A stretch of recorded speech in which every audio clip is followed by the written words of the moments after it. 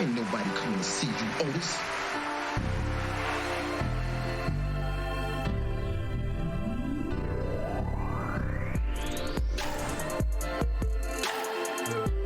Mic check. We coming live, baby. Mic check. Mic check. 1, 2.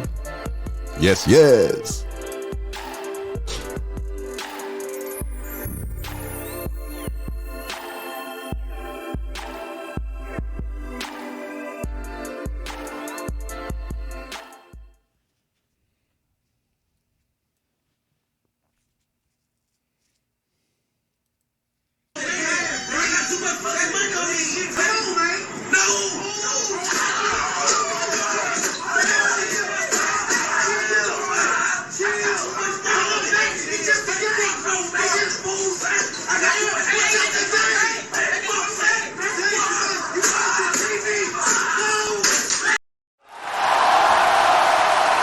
Thank you guys for joining in to another episode of the OtisWho podcast. Before we get started, please hit the like button and hit the subscribe button. And also to leave a comment.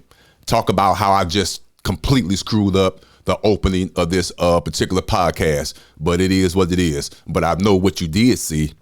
I know you saw how old boy showed his ass for us the Super Bowl. But before I go even further, I am OtisWho, and let me introduce you to my partner in crime. Of course, say hi to the people, man. Holler at them real quick. What up, nation? It's your boy Haitian.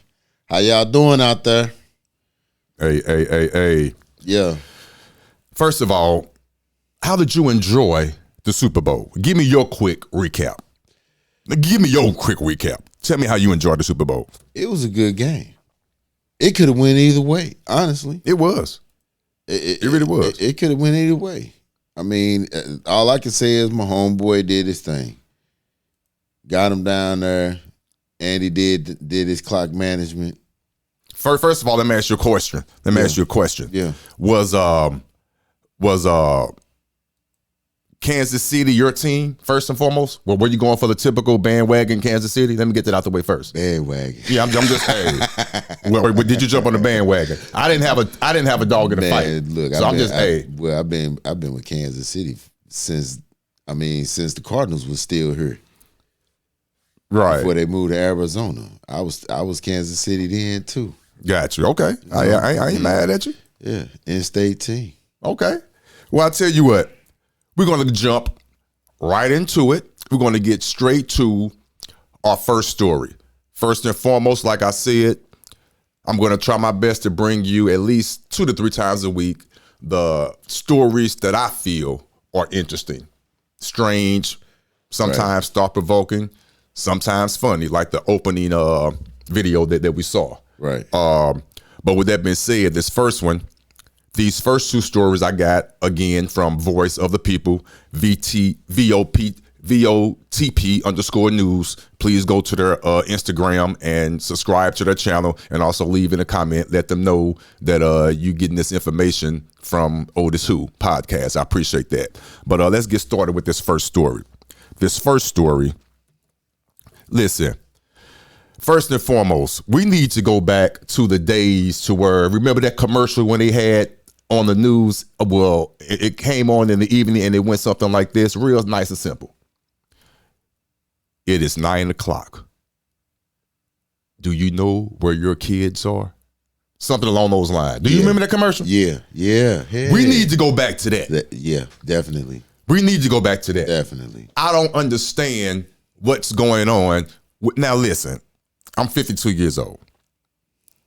I was a teenager. Yes, I was. I understand what teenagers did. Mm-hmm. I digress. Let's just go to the story. Juveniles escape state youth holding facility. 3 teens are being sought after escaping from a youth facility in North County Monday morning.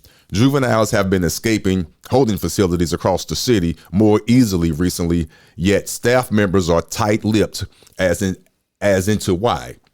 This particular escape happened at a state-owned facility located in the 3300 block of Bear Fountain Neighbors. My fault, Lord, I'm putting words in there. Bear Fountain Road, around 5 a.m. The teams were awaiting trials for recent crimes committed.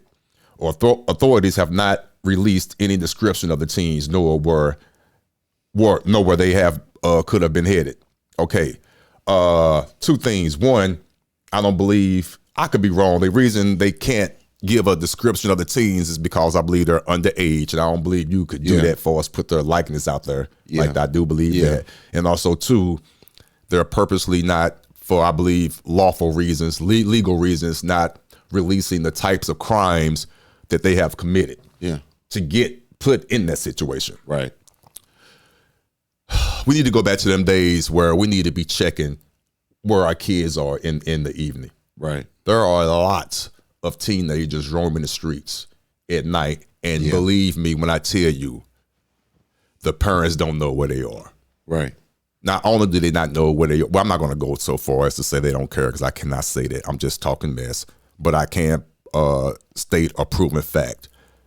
When 7 or 9 o'clock, let's be real, when 9 o'clock rolls around, you do not know where your children are.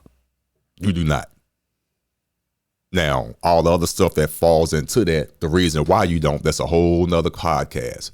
Right. But for this conversation purposes right now, you couldn't possibly tell me you know where your children are at 9 o'clock. Okay, well, Otis, what's your definition of a child? Well, 17 and under, I wouldn't even go that high. I would say 15 and under. Because 17, 18, I get it. But 15 and under, you should know where they're at. They should be in the house at 9 o'clock, unless you specifically know where they are at. Right.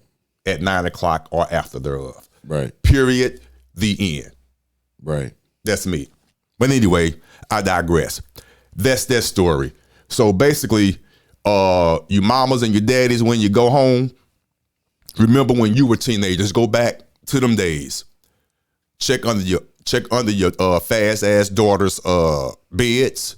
Check in the garage. Checking any vehicles that are not starting in the garage. Right. Because they probably up in there. Right.